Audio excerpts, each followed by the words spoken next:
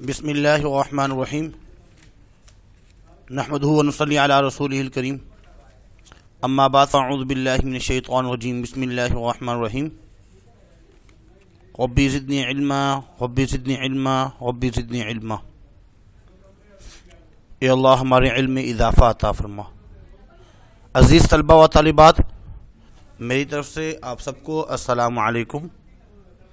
اس سے پچھلی کلاس میں ہم نے اصغری نے لڑکیوں کا مکتب بٹھایا پڑھایا تھا اور اس کا انتخاب کیا تھا، اور اس کے جتنے بھی جملے ہیں اور اقتباسات جو بورڈ کے پیپر میں آ سکتے ہیں وہ ہم نے آپ کو سمجھائے۔ ڈپٹی نذیر احمد دہلوی ان کے مصنف ہیں، ان کا تعارف بھی اور مختصراً مرکزی خیال بھی سمجھا چکے ہیں۔ اور پچھلی کلاس میں آپ کو بتایا تھا کہ اس سبق کے جو مشقی سوالات ہیں وہ انشاءاللہ العزیز ہم اگلی کلاس میں کریں گے۔ تو آج جو انتخاب کیا ہے وہ اصغری نے مکتب بٹھایا، لڑکیوں کا مکتب بٹھایا۔ اس کے مشقی سوالات کو ہم حل کریں گے، آپ کو سمجھائیں گے۔ امید کرتے ہیں کہ آپ کو سمجھ میں آئے گی۔ بہتر یہ ہے کہ کاپی آپ کے پاس ہو، سمجھنے کی کوشش کریں گے تو سمجھ میں آئے گی۔ Page number 55 نکالیے۔ اس میں لکھا ہوا ہے کہ سوال نمبر 1، درج سوالات کے جوابات دیجیے۔ الف ہے، فتح اللہ خان کی کتنی بیٹیاں تھیں اور ان کے نام بتائیں۔ بہت ہی آسان سوال ہے۔ آپ نے لکھنا ہے کہ فتح اللہ خان کی 2 بیٹیاں تھیں اور ان کے نام یہ ہیں۔ نمبر 1 جمال آرا بڑی بیٹی، نمبر 2 حسن آرا ان کی چھوٹی بیٹی۔ 2 بیٹیاں ہیں، ان کے نام جمال آغا اور حسن آغا۔ اس کے بعد دوسرا سوال ہے، سلطانہ کے رنجیدہ رہنے کی اصل وجہ کیا تھی؟ سلطانہ کیوں پریشان رہتی تھی، اس کی وجہ کیا تھی؟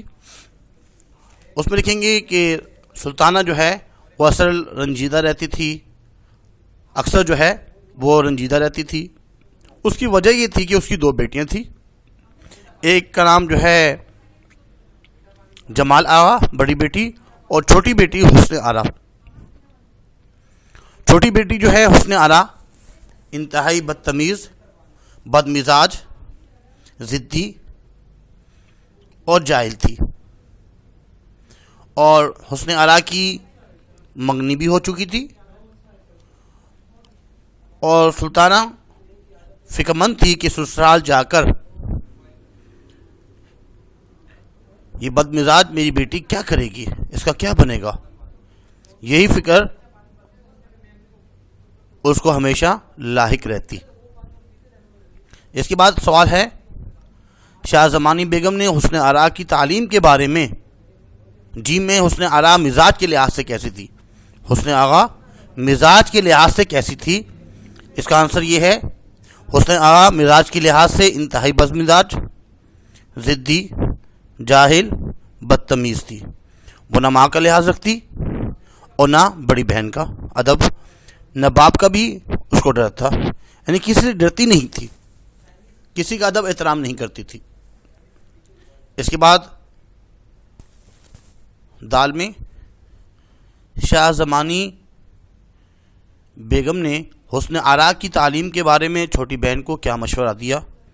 اس کے بارے میں لکھیں گے، شاہ زمانی بیگم نے اپنی چھوٹی بہن سلطانہ بیگم کو حسن آرا کی تعلیم کے لیے مشورہ دیا کہ اس کے لیے ایک استانی مقرر کی جائے، اور مزید یہ بھی مشورہ دیا کہ مولوی محمد فاضل کی بہو اصغری اس کام کے لیے نہایت موزوں ہیں اور وہ میرے محلے میں رہتی ہیں۔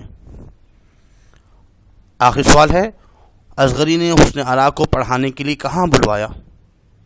اصغری نے حسن آرا کو پڑھانے کے لیے اپنے گھر بلوایا۔ حالانکہ مانی جی جو نوکرانی ہیں انہوں نے بھی ان کو جا کے یہ بھی کہا تھا کہ آپ ہمارے گھر آئیں اور جتنی آپ کو فیس چاہیے پڑھانے کی ٹیوشن فیس وہ ہم آپ کو دیں گے، لیکن وہ نہ مانی۔ اس نے کہا کہ اگر انہوں نے پڑھنا ہے تو ادھر ہی آئیں اور بھی بچے پڑھ رہی ہیں تو یہ بھی یہیں پہ آ کے پڑھیں. اس کے بعد اس کے جو ہے درست جوابات کا صحیح نشان لگائیں. نمبر 1 ہے فتح اللہ خان نے اندور میں املاک خریدی. ابھی جو املاک خریدی تھی وہ سینکڑوں روپے کی، ہزاروں روپے کی، لاکھوں روپے کی. تو اس کا آنسر جو آئے گا وہ ہزاروں روپے کی. نمبر بے اس کا آنسر ہے. اس کے بعد ہے شاہ زمانی بیگم اتری. کہاں سے اتری تھی؟ پالکی سے اتری تھی. اس کے بعد ہے محمد فاضل کی چھوٹی بہو تھی. چھوٹی بہو کا نام کیا تھا؟ چھوٹی بہو جو تھی وہ نمبر دال میں پڑھی لکھی. سلطانہ بیگم چلتے ہوئے اصغری بیگم کو دینے لگی. کیا دینے لگی؟ اشرفی. دیانت قاب میں بھر لائیں. کیا بھر کے لائی تھی؟ نکتیاں.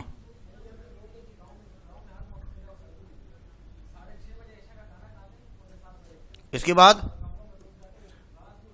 قاب میں بھر لائی تھی نکتیاں.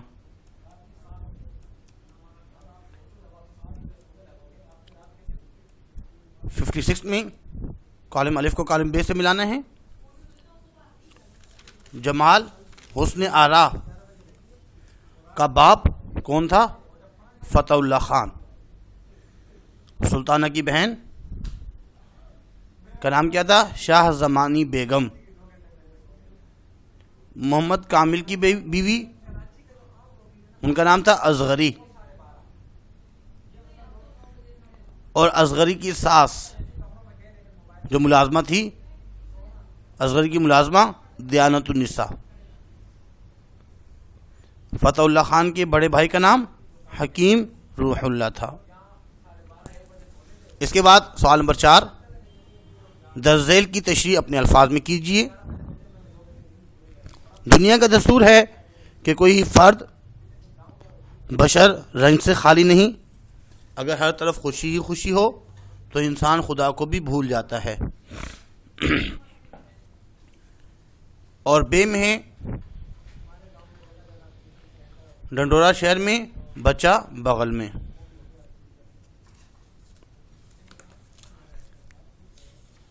نمبر 1 کی تشریح میں یہ بات بتائی جا رہی ہے،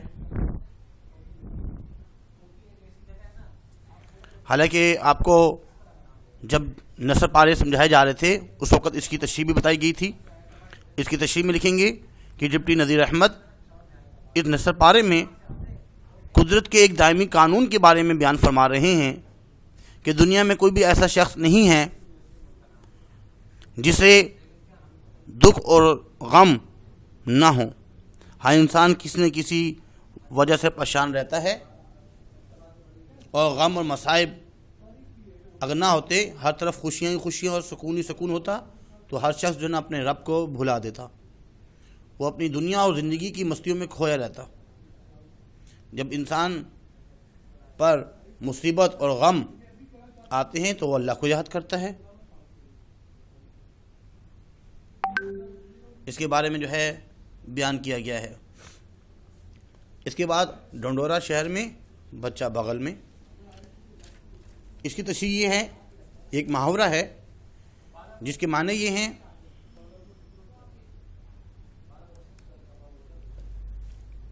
کہ جو چیز سامنے ہو ہم پھر بھی اسے ادھر ادھر تلاش کرتے پھریں.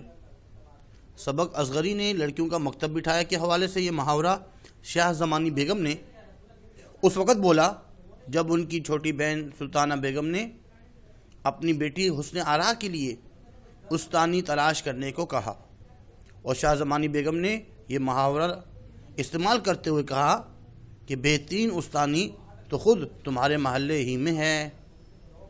اس کے بعد جملے ہیں لٹو ہونا. سہیل امریکہ گیا اور وہیں لٹو ہو گیا، وہیں کا ہو گیا. یا کوئی بھی دبئی گیا اور دبئی کا لٹو ہو گیا، وہیں کرانا شروع کر دیا۔ اس کے بعد ہے دریغ نہ کرنا، کہ میں مذہب و وطن کے لیے، ہمیں جو ہے مذہب اور وطن کے لیے جان دینے سے بھی دریغ نہیں کرنی چاہیے۔ اس کے بعد ہے شستہ۔ اس انگریز کو اتنی شستہ اردو بولنے دیکھ کر میں حیران ہو گیا، یعنی کہ اتنی تھوڑی بہت طاقت ہے اس میں، قدرت ہے کہ وہ اردو بولتے ہیں۔ انگریز جو ہے جب اردو بولتے ہیں تو میں یہ دیکھ کر حیران ہو گیا۔ شستہ اردو، تھوڑی بہت اردو۔ نالاں، وسیم کے والدین اس کی حرکتوں سے نالاں رہتے ہیں، پریشان رہتے ہیں۔ قباحت، نصاب سے ہٹ کر کتابیں پڑھنے میں کیا قباحت ہے؟ ہمیں نصاب سے ہٹ کر بھی جو غیر نصابی کتابیں ہیں ان کو بھی پڑھنا چاہیے، اس میں کوئی قباحت نہیں ہے۔ اس کے بعد اگلا سبق ہے منشی پریم چند کا، اس کو ہم پڑھتے ہیں۔ سب سے پہلے ہم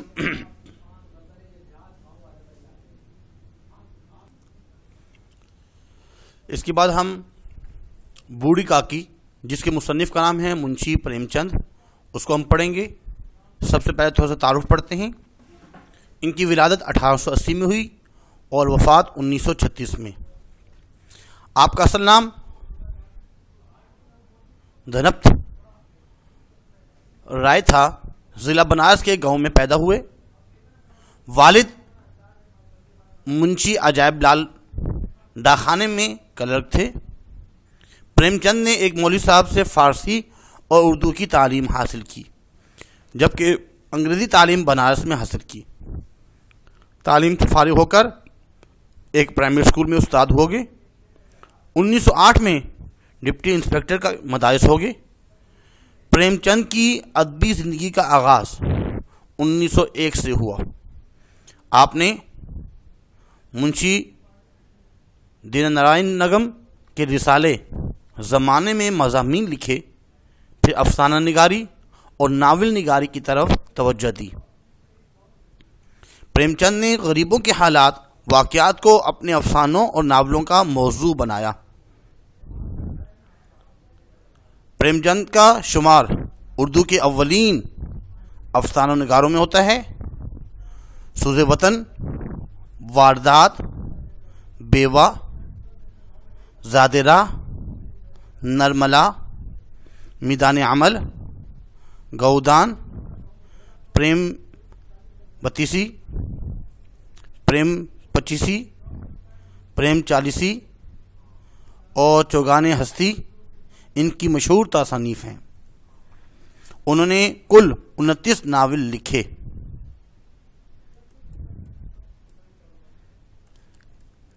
سبق شروع کرتے ہیں۔ بوڑھی کاکی، تھوڑا سا اس کا مرکزی خیال پہلے بھی پڑھا تھا، دوبارہ سن لیجیے۔ بوڑھی کاکی منشی پریم چند کے مختصر افسانوں میں سے ایک ہے۔ اس کا مرکزی خیال یہ ہے کہ انسان کا لالچ و حرص ہے کہ کیسے وہ بزرگوں کی کمائی اور جمع پونجی حاصل کرنے کے بعد ان کا خیال رکھنا چھوڑ دیتے ہیں، اور یوں وہ بزرگ اپنی اولادوں کو سب کچھ دینے کے باوجود بھی بے بسی کی تصویر بنے رہتے ہیں۔ ہمارے معاشرے کی اسی برائی اور المیوں کو منشی پریم چند نے اس افسانے کا موضوع بنایا۔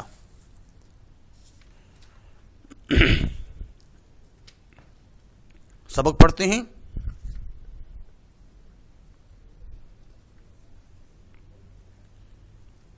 یہ جو شروع میں ہے، بڑھاپا بچپن کا دور ثانی ہوا کرتا ہے، یہ ایک جملہ ہے، آپ کے بورڈ کے پیپر میں آ سکتا ہے ایک جملہ۔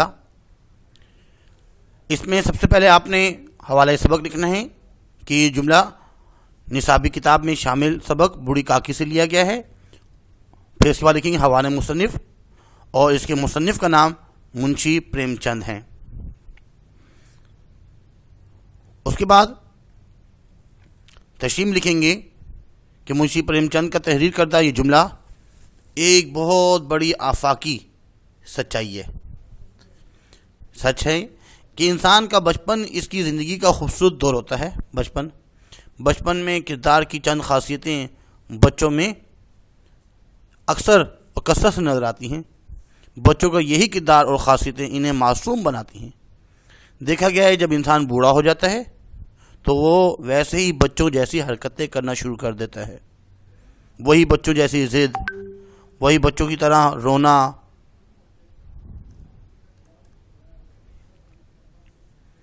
نظر آتا ہے، اور جلدی جو ہے نا پریشان ہو جانا۔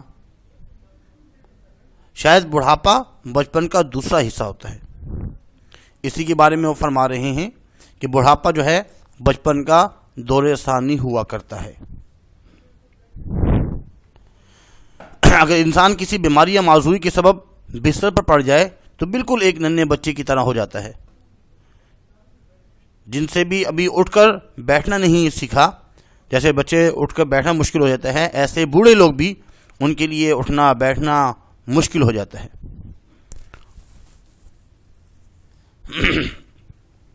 اس کے بعد بوڑھی کاکی میں ذائقے کے سوا کوئی حس باقی نہ تھی،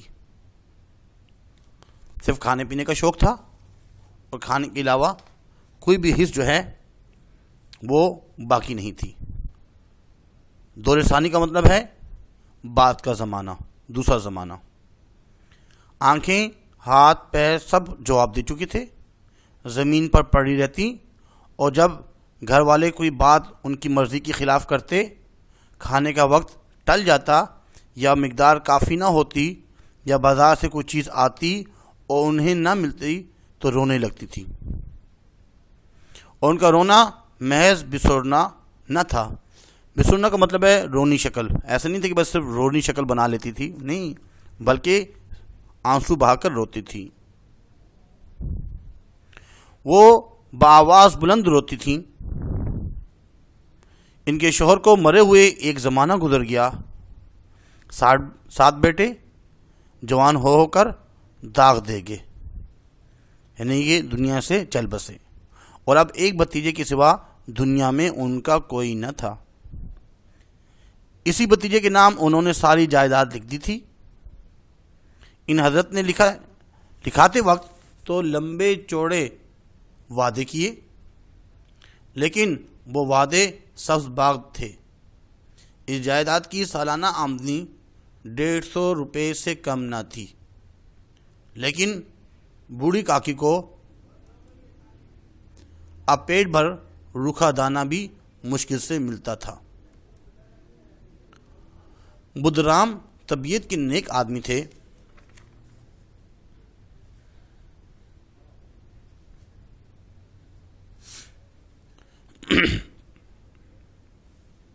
لیکن اسی وقت تک ان کی جیب پر کوئی آنچ نہ آئے۔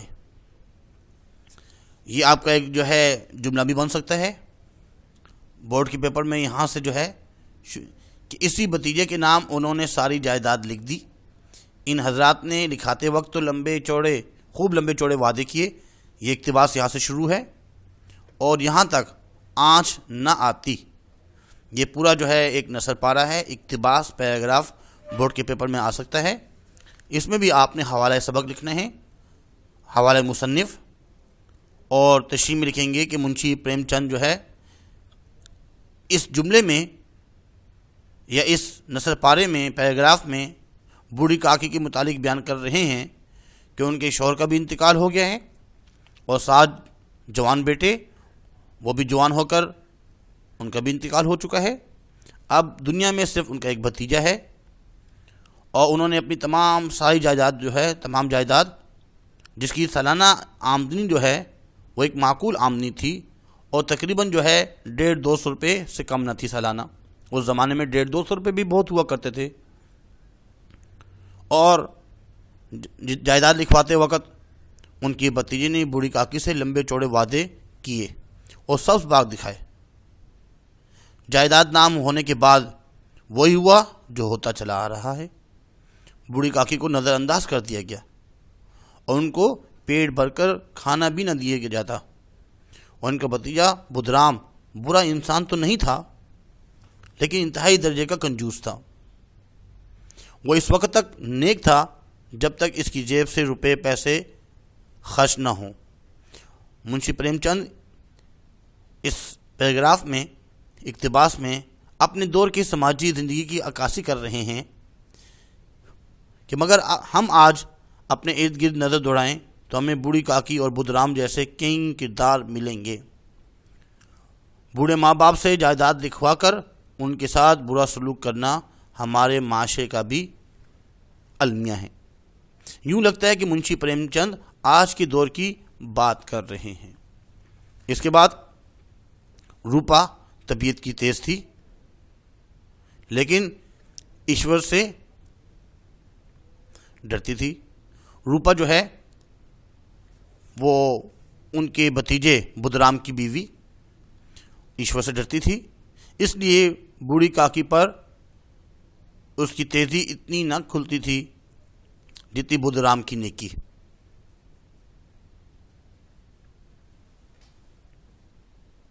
بدھ رام کو کبھی اپنی بے انصافی کا احساس ہوتا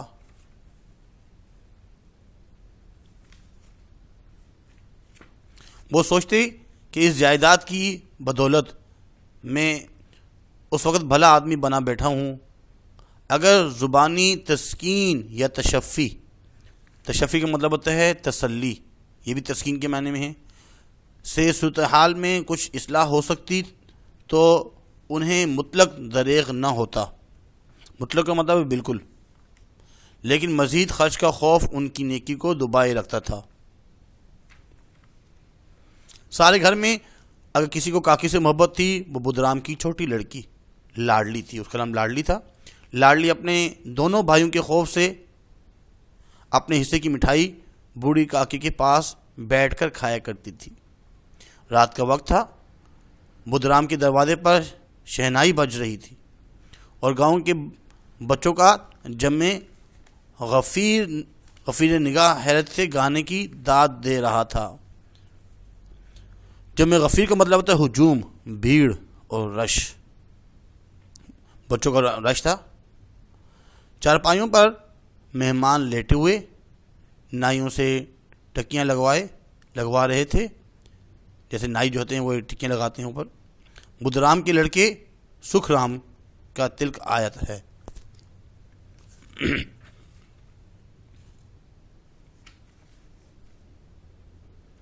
یہ اس کا جشن ہے۔ گھر میں مستورات گا رہی ہیں، عورتیں گا رہی ہیں اور روپا مہمانوں کی دعوت کا سامان کرنے میں مصروف تھی۔ بوڑھی کاکی اپنی اندھیری کوٹری میں بیٹھی ہوئی تھی۔ یہ لذت آمیز خوشبو انہیں بےتاب کر رہی تھی۔ وہ دل میں یہ سوچتی تھی کہ شاید مجھے پوریاں نہ ملیں گی، اتنی دیر ہو گئی کوئی کھانا لے کر نہیں آیا۔ بوڑھی کاکی کے چشم خیال میں پوریوں کے تصویر ناچنے لگے۔ اب وہ دل ہی دل میں جو ہے خوش ہو رہی ہیں۔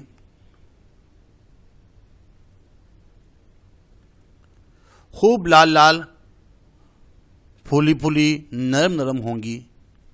کچوری میں اجوائن اور الائچی کی مہک آ رہی ہوگی۔ ایک پوری ملتی تو ذرا ہاتھ میں لے کر دیکھتی، کیوں نہ چل کر کڑاہ کے سامنے، کڑاہ جو ہے وہ جو بڑی کڑھائی جس میں پوریاں وغیرہ بنتی ہیں، کڑاہ کے سامنے ہی بیٹھوں اور پوریاں چھن چھن کڑاہ میں تیرتی ہوں گی، کڑاہ سے گرما گرم نکل کر کٹوتی میں رکھی جاتی ہوں گی۔ اب وہ سوچ رہی ہے۔ اس طرح فیصلہ کر کے بوڑھی کاکی اکڑو بیٹھ کر ہاتھوں کے بل گھسیٹتی ہوئی بامشکل تمام چوکھٹ سے اتری اور دھیرے دھیرے رینگتی ہوئی کڑاہ کے پاس جا بیٹھی۔ روپا بدھ رام کی بیوی اس وقت ایک ساسمگی کی حالت میں تھی۔ اس کمرے میں جاتی، کبھی اس کمرے میں۔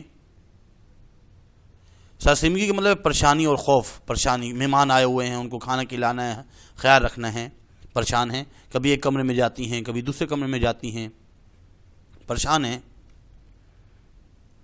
کسی نے باہر سے آ کر کہا مہاراج ٹھنڈائی مانگ رہے ہیں، ٹھنڈائی دینے لگی۔ اتنے میں پھر کسی نے کہا بھاٹ آیا ہے، اسے کچھ دے دو۔ بھاٹ جو گانا گانے والا ہوتا ہے، بھاٹ کے لیے سدھار نکال رہی تھی کہ ایک تیسرے آدمی نے آ کر پوچھا کہ ابھی کھانا تیار ہونے میں کتنی دیر ہے، کیونکہ وقتی طور پہ گھر کی جو ہے نا بڑی یہی تھی، سارے کام کاج اسی نے کرنے تھے۔ ذرا ڈھول مجیرا اتار دو۔ بیچاری اکیلی عورت چاروں طرف دوڑتے دوڑتے حیران ہو رہی تھی، جھنجھلاتی تھی، کرتی تھی، پر غصہ باہر نکلنے کا موقع نہ پاتا تھا۔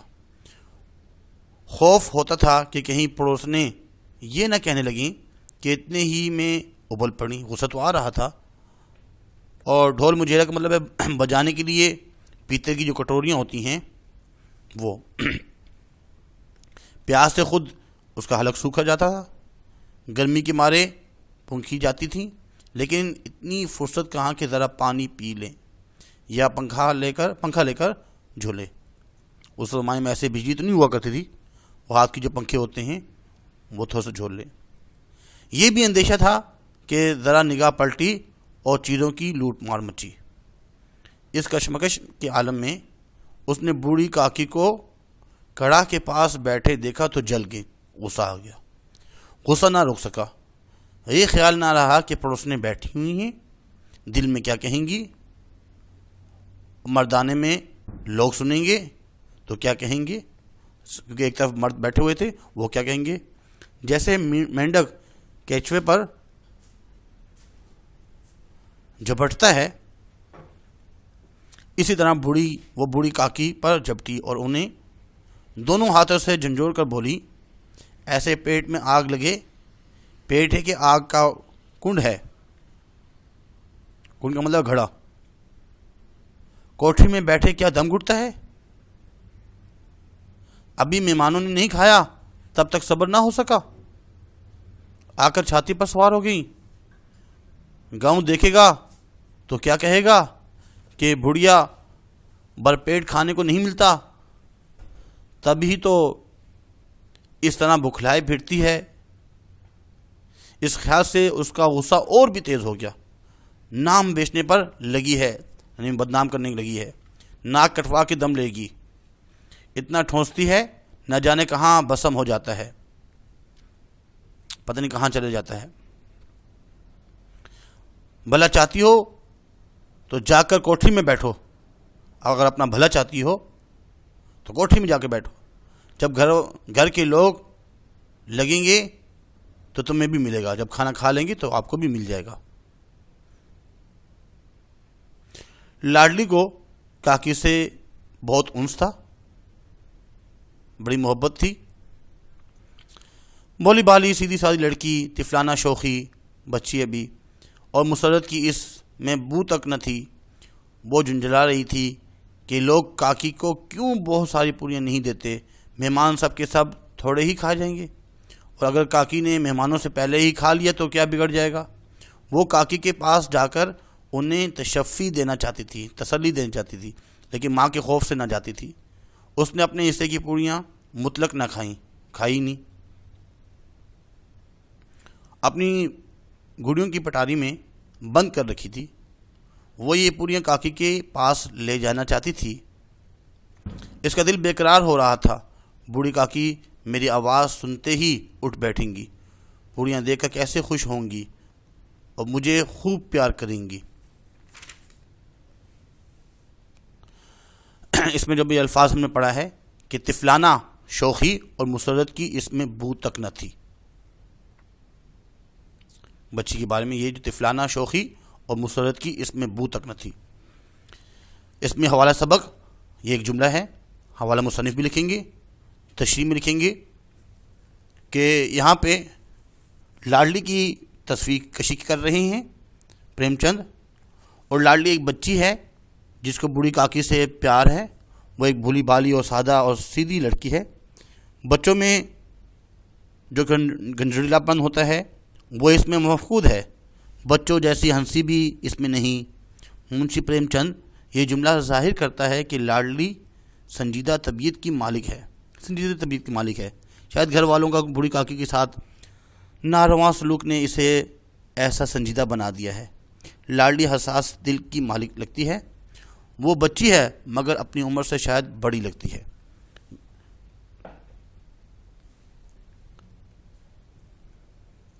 اور ایک اور ہم نے جس میں پڑھا تھا، ایک نثر پارہ پیراگراف میں بھی آ سکتا ہے، خوب لال لال پھولی پھولی نرم نرم ہوں گی وہ جب کڑا کے پاس آئی تھی۔ اور ایک جو ہے نا اقتباس یہ بھی آ سکتا ہے، اب وہ سوچ رہی تھی کہ کیسے ہوں گی کڑا جو ہے، پھر وہ کڑا کے پاس جو آئی تھی گرما گرم نکل رہی ہوں گی اور کٹوتی میں رکھی جا رہی ہوں گی۔ یہ بھی اقتباس جو ہے پیراگراف آ سکتا ہے یہاں سے۔ خوب یہاں سے لکھا ہے خوب لال لال پھولی پھولی نرم نرم ہوں گی، ٹھیک ہے، اور اس میں انجوائن وغیرہ ملی ہوگی، الائچی ملی ہوگی، اس کی مہک آ رہی ہوگی، میں اگر اپنے ہاتھ میں لے لوں پھر اس کا جو ہے مزہ چکھوں، کڑا کے پاس جا کے ہوں اور چھن چھن کیا ہوا، یہ سارا جو ہے یہاں سے لے کر خوب لال لال ایک اقتباس یہاں سے میں رکھی جاتی ہوں، یہ اقتباس بھی آ سکتا ہے۔ اور ایک اور اقتباس جب اس نے اس کی بےزتی کی تھی اور کہا تھا ایسے پیٹ میں آگ لگے، جب گھر کے لوگ لگیں گے تو تمہیں بھی ملے گا، جب اس نے بےزتی کی تھی اس کی کہ جب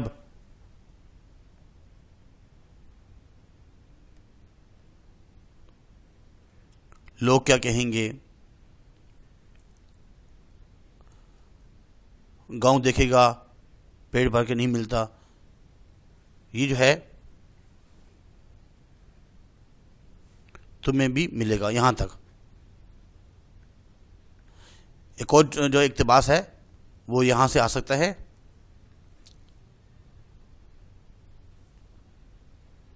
یہاں سے ایسے پیٹ میں آگ لگے، ٹھیک ہے نا، ایسے پیٹ میں آگ لگے، پیٹ ہے کہ آگ کا کنڈ ہے، کوٹھی میں بیٹھے کیا دم گھٹتا ہے،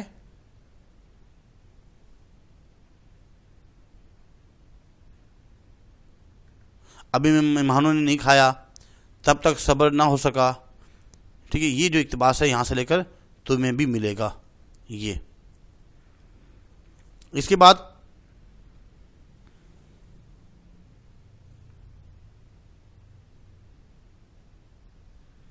ہم جو پڑھ رہے تھے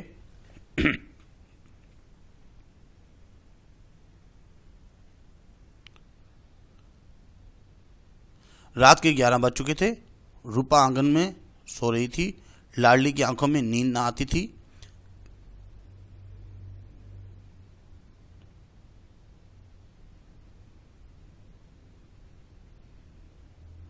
کاکی کو پوریاں کھلانے کی خوشی اسے سونے نہ دیتی تھی۔ اس نے گڑیوں کی پٹاری سامنے ہی رکھی، جب اسے یقین ہو گیا کہ اماں غافل سو رہی ہے تو وہ چپکے سے اٹھی اور سوچنے لگی کہ کیسے چلوں، چاروں طرف اندھیرا تھا، صرف چولہوں میں آگ چمک رہی تھی۔ لاڈلی کی نگاہ دروازے والے نیم کے درخت کی طرف گئی، مارے خوف کے اس کی آنکھیں بند کر لیں، اتنے میں کتا اٹھ بیٹھا، لاڈلی کو ڈھارس ہوئی، کہیں سوتے ہوئے آدمی کی نسبت ایک جاگتا ہوا کتا اس کے لیے زیادہ تقویت کا باعث ہوا۔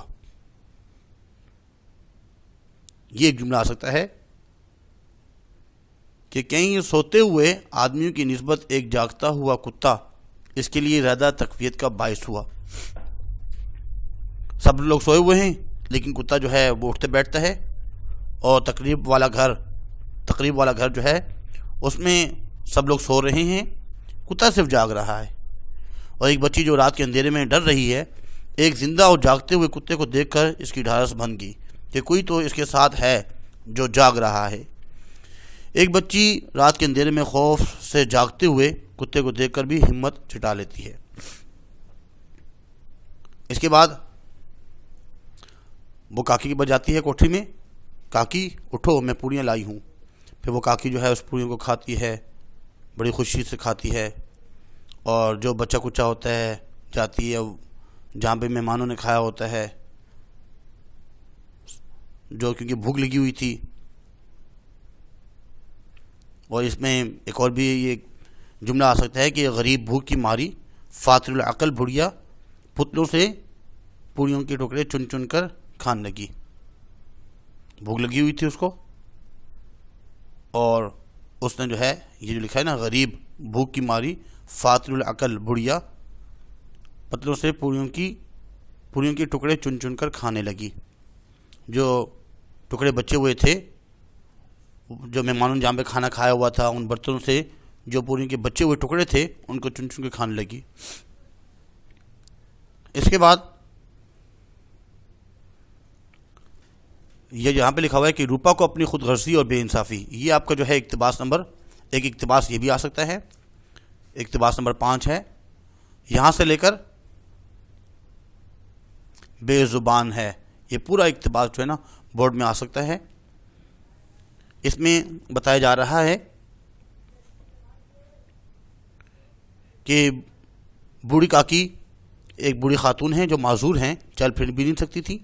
ساری جائیداد اپنے جو ہے بھتیجے کے نام کر دی ہیں. اب ان کے بھتیجے کا جو ہے وہ تل کے دن اسے پیٹ بھر کے کھانا بھی نہیں ملا، اور برتنوں میں جو تھوڑا بہت کھانا بچا ہوا تھا وہ اس نے کھایا.